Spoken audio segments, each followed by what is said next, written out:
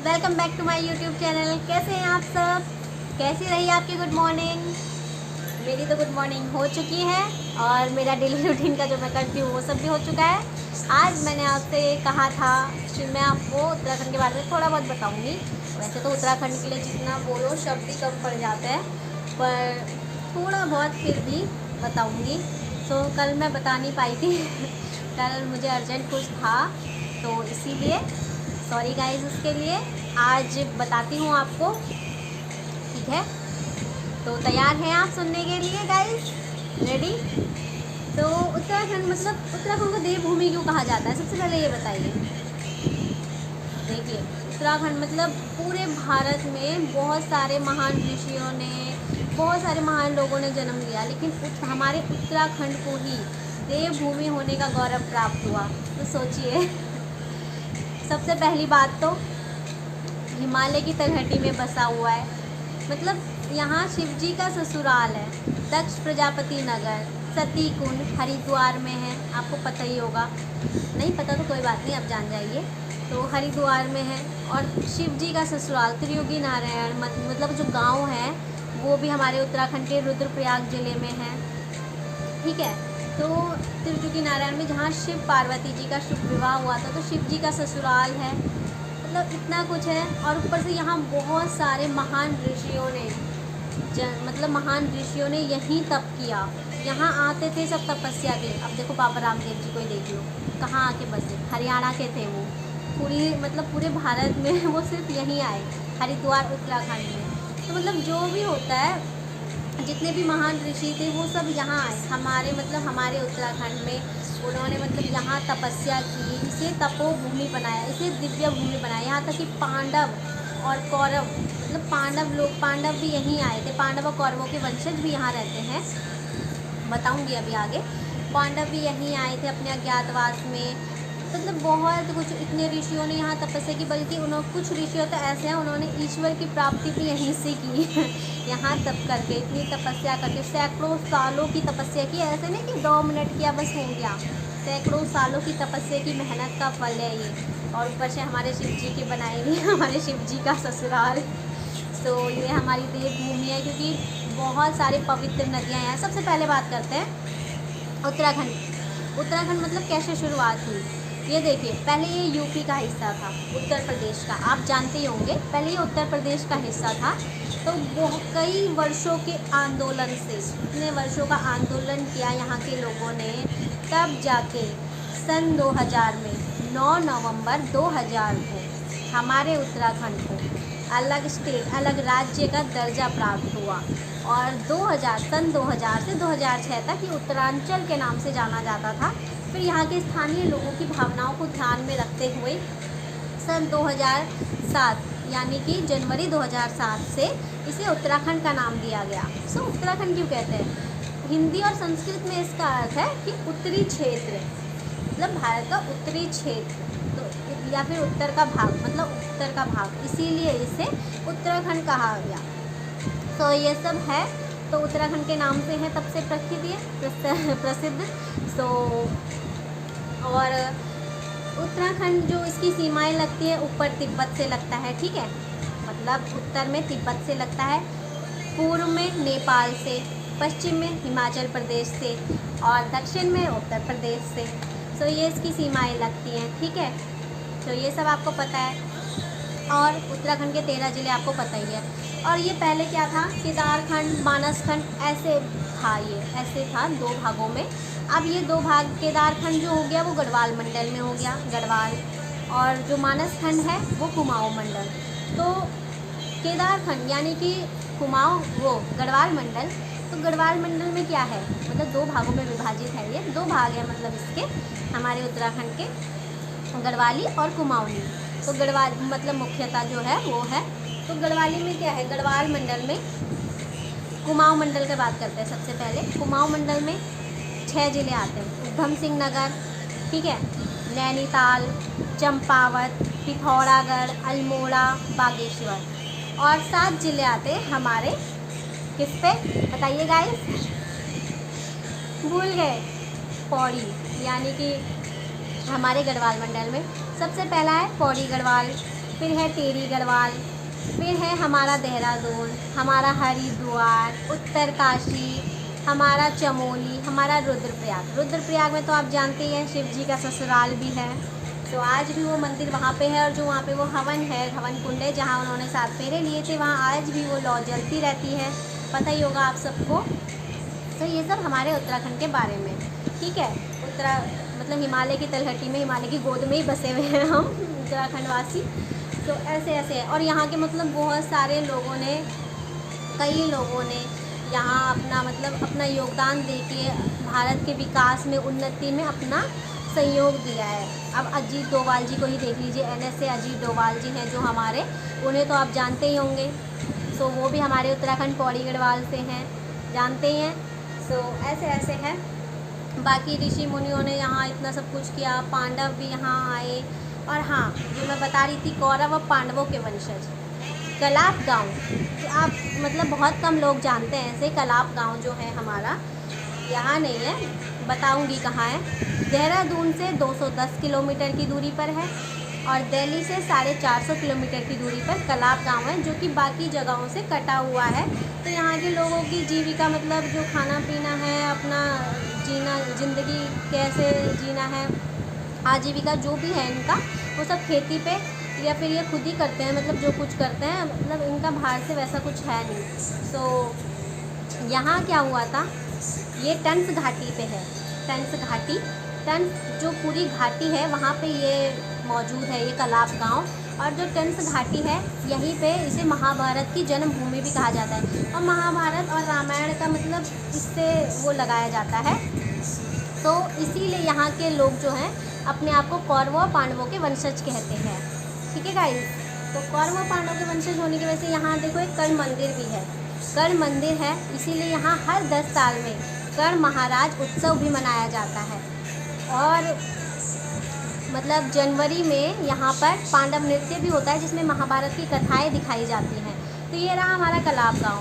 और माड़ा गांव आपने सुना होगा, बद्रीनाथ में, बद्रीनाथ से 5 किलोमीटर की दूरी पर माड़ा गांव है। 3200 मीटर की ऊंचाई पर, 3200 मीटर की ऊंचाई पर चमोली ज़िले में माड़ा गांव है, जो कि हमारे मैं ही बोलते थक जाती हूँ। चमोली ज़िले के हमारे माड़ा गांव बद्रीनाथ से 5 किलोमीटर की दूरी पर, और 24 किलोमीटर दूर है हमारे चीन और भारत और चीन की सीमा से 24 किलोमीटर की दूरी पर ये माड़ा गांव है। यहाँ लोग ट्रैकिंग के लिए जाते ही रहते हैं, फेमस ही है। तो ये सब है, ऐसे ऐसे आप जानते ही होंगे इनके बारे में। ऐसे ही यहाँ के देखो कितनी खूबसूरती है, यहाँ की संस्कृति, यहाँ की सभ्यता, तीर्थ स्थल। माना जाता है कि 4 धाम, जो ये छोटा 4 धाम है, इनकी यात्रा की शुरुआत भी हमारे हरिद्वार के गंगा स्नान से होती है। यहाँ की हवाओं में गंगा आरती की इतनी प्यारी सुगंध होती है, और सबसे फेमस हरिद्वार, ऋषिकेश में तो हमारी संस्कृति और सभ्यता की झलक भी मिलती है, पता ही होगा आप सबको। लोग जाते ही हैं वहाँ, और मीलों की यात्रा करके यहाँ लोग केदारनाथ, बद्रीनाथ की उनके दर्शन के लिए आते हैं। अपना सौभाग्य मानते हैं लोग हमारी देवभूमि में आना। तो इतना कुछ है, केदारनाथ, बद्रीनाथ, बहुत सारी पवित्र नदियाँ, हमारी पवित्र नदियाँ, विशाल नदियाँ, उनके उद्गम स्थल गंगोत्री, यमुनोत्री, सरस्वती, इनके उद्गम स्थल गंगा, यमुना, सरस्वती, इनके उद्गम स्थल यहीं हैं हमारे उत्तराखंड में। ऐसे गंगा जी है, वो तो हमारे हरिद्वार में ही है। और केदारनाथ, बद्रीनाथ, ये सब, और भी बहुत कुछ है, बहुत सारी चीज़ें। एक तो हमारे गांव में इतना फेमस है हमारे थानेश्वर महादेव, जो कि पहले आपके लोग यकीन नहीं करेंगे, लेकिन ये सच में है कि भगवान वहाँ खुद आए। तो ये सब हकीकत है। ये तो बहुत लंबा हो जाएगा फिर, तो वो सब अभी रहने दो। तो ये थोड़ा बहुत फेमस ये सब है, तो आप भी जानते होंगे। इसीलिए इसे देवभूमि का दर्जा प्राप्त है। इतने सारे तीर्थ स्थल, सब कुछ, और यहाँ के लोगों के मन इतने पवित्र है ना। हाँ, मैं ये नहीं कह रही कि सबके, कुछ लोग होते हैं, लेकिन कुछ की वजह से सबको तो बुरा नहीं मान सकते ना, बताइए, सब बुरे हो जाएंगे क्या? हमारे उत्तराखंड में ऐसा नहीं है कि सारे ही बुरे हैं। थोड़े बहुत कुछ होते हैं, उनको साइड करके अपना अच्छाई देखो कितना कुछ अच्छा है। हमारी तपोभूमि है ये, और ऊपर से इतना सब कुछ। और खाने की बात करते हैं, फेवरेट मिठाई पता ही होगा आपको, बाल मिठाई यहाँ की फेमस, ठीक है, कुमाऊँ की है वैसे ज़्यादातर, हमारे उत्तराखंड की तो है ना। ऐसी ही काफल, जो मतलब हमारी संस्कृति और सभ्यता का भी प्रतीक है, हमारी संस्कृति का प्रतीक है काफल। पौष्टिक भी है और अच्छा भी होता है खाने में, टेस्टी तो होता ही है। सो आप जानते होंगे काफल को, इसके पीछे तो कथा भी है। फूलों की घाटी यहाँ, ठीक है, चमोली ज़िले में फूलों की घाटी नंदा देवी, और नंदा देवी पर्वत भी, ये जो नंदा देवी है फूलों की घाटी है, ये विश्व धरोहरें भी है, ठीक है, यूनेस्को विश्व धरोहरें भी यहाँ है। और जो ये है क्या बोलते हैं नंदा देवी पर्वत, ये भी हमारे यहीं है, 7,816 किलोमीटर की ऊंचाई पर 2 शिखरों वाला पर्वत है, 2 शिखरों वाला। और मतलब ये पर्वत जो है भारत का दूसरा और उत्तराखंड का सबसे ऊंचा पर्वत है। तो इतना कुछ है, मतलब कि क्या बताऊं, कहने को शब्द ही कम पड़ जाएंगे। खाने की बात करते हैं, चैसुण सुनी बोल तुम लोग को, चैसुण खयूँ भी बोल, गैत खाणू, गैत परांठा, भांगा चटनी, खई वेली, टुकलू यानी कि सीताफलक पत्ता खया वाला है ना, तो वहाँ साग, कनेली साग खई च लगी मी वेल क्या बड़ बचपन में मैं पर तो मन लगी च अभी की पर कहन लगे नहीं च हम यार भूला चाहे एक बार सोनू वेन कह चाह मैं तो घड़ी हरकत गलती से मैं पर पोड़ की शायद कनेली, तो कनेली साग खाई हूँ हाल तुम सभी को तुम्हें भी याद है वाला ही नहीं, बहुत बढ़िया। तो इन्हीं और भी बहुत कुछ पैड़ू इखक, मतलब यहाँ के लोग मतलब क्यों इतने पहले के लोग 100 साल 80 प्लस 100 साल से ऊपर। एक हमारे गांव में है लेडीज़ 106 साल की, और अभी तक मतलब ऐसी हम मुझसे तेज़ दौड़ती है उस चढ़ाई पे, और मैं उनके आगे मतलब, और है ऐसी सूखा कांटा सी, तो मतलब कैसे ऐसे लोग हो जाते थे, क्योंकि उनको पहले का ये पुराना उनका जो था वो वहाँ की प्योर चीज़ खाते थे। ऐसे मतलब यहाँ का ऐसे बर्गर पिज़्ज़ा, मतलब ये चीज़ बुरी नहीं है पर फिर भी मतलब बर्गर पिज़्ज़ा ये सब नहीं खाते थे। उनके लिए क्या था, प्योर जो चीज़ वहाँ होती है, और ये सब है। सुनी बोल तुम भी जाम चीज़ है ना, और भी बाड़ी पलियो खयूँ वाल झोंगरा खीर पलियो, सो इन्हीं बहुत चीज़ है। तो ये सब है हमारी उत्तराखंड की संस्कृति, हमारा उत्तराखंड प्यारा सा, हमारे यहाँ के तीर्थ स्थल। और मैं तो खुद तीर्थ स्थल में रहने आ गई हूँ अब, पहले अपने दिल्ली में थी, जो पांडवों की कर्म भूमि थी, इंद्रप्रस्थ याद होगा आपको, दिल्ली में थी पहले, और अब उत्तराखंड में मेरा जन्म हुआ है देवभूमि में, और अब तो हरिद्वार में आके बस गई, यानी कि उत्तराखंड की हो गई हूँ। सो कैसा लगा गाइस आपको? आप भी अगर कुछ कमी हो तो सॉरी गाइस, मुझे मतलब इतना थोड़ा बहुत पता था तो वो मैंने आपसे शेयर किया, बाकी आपको तो मुझसे ज़्यादा नॉलेज होगी कोई बात नहीं, लेकिन मुझे इतना थोड़ा बहुत पता था तो मैंने सोचा आपको बताती हूँ। तो कैसा लगा आपको हमारे उत्तराखंड से मिलकर?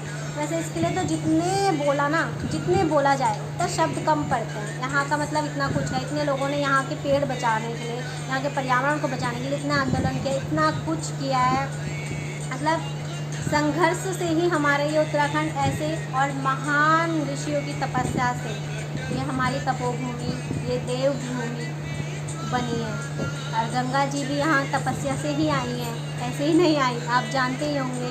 तो इतना सब कुछ है, और इसका मतलब ये नहीं है कि भारत में और राज्य बेकार है, सब जगह की अपनी एक खासियत है। देखिए हर इंसान में अपनी खूबी होती है, अपनी एक खासियत होती है, तो ऐसे ही सब जगह की अपनी खूबी होती है, अपनी खासियत होती है, जानते ही होंगे आप। ऐसे हमारे हर राज्य की, हर जगह की, हमारे भारत में जितनी भी जगह है, जितने भी राज्य हैं, उन सब की अपनी खासियत है, अपनी खूबी है, वो अपने आप में स्पेशल है। तो मैं उत्तराखंड से, इसलिए मैंने यहाँ से शुरुआत की और उत्तराखंड की खूबियाँ थोड़ा बहुत बताने की आपको कोशिश की। तो गाइस कैसा लगा आपको बताइएगा ज़रूर ये गाइस। बाकी अभी तो अब मैं दिन का लंच बनाती हूँ, मेरा सुबह हो चुकी है, नाश्ता कर चुके हैं, लंच बनाती हूँ, फिर शाम को वही डिनर, बस और कुछ नहीं। आज मैं कहीं बाहर गई नहीं, जब जाऊँगी तो आपको भी दिखाऊँगी। सॉरी गाइस, अरसे को भूल गई थी अरसा तो हमारे यहाँ का फेमस है, आप जन नहीं वाला। अरसे के बगैर तो मतलब कोई भी शादी वगैरह, कोई भी कार्य कैसे ही हो सकता है। अरसा हर जगह का गुड़ और चावल का जो होता है मतलब इतना फेमस है, इसे तो कोई भी नहीं भूल सकता। यही हमारे यहाँ के लोग अपने यहाँ मिठाई लड्डू बांटते होंगे, लेकिन हमारे यहाँ अरसे बांटे जाते हैं और यही हमारे यहाँ की स्पेशलिटी है। सो इसे कैसे भूल सकते हैं। सो ये था, बताइएगा गाइस कैसा लगा आप सबको। और आप भी थोड़ा सर्च किया कीजिए, हमारे उत्तराखंड के बारे में जानिए, इसकी संस्कृति और सभ्यता को जानिए। आप उत्तराखंड वासी हैं यार, और अपने ही उसके बारे में नहीं जानते। वैसे तो बाहर के लोगों को भी जानना चाहिए, हमारे पूरे भारत को जानना चाहिए। सो आप भी कोशिश कीजिए। बाकी जब मौका मिलेगा तो और दूसरे राज्यों की भी स्पेशलिटी बताऊंगी। ठीक है गाइस, चलो ठीक है, बाय गाइस, टाटा।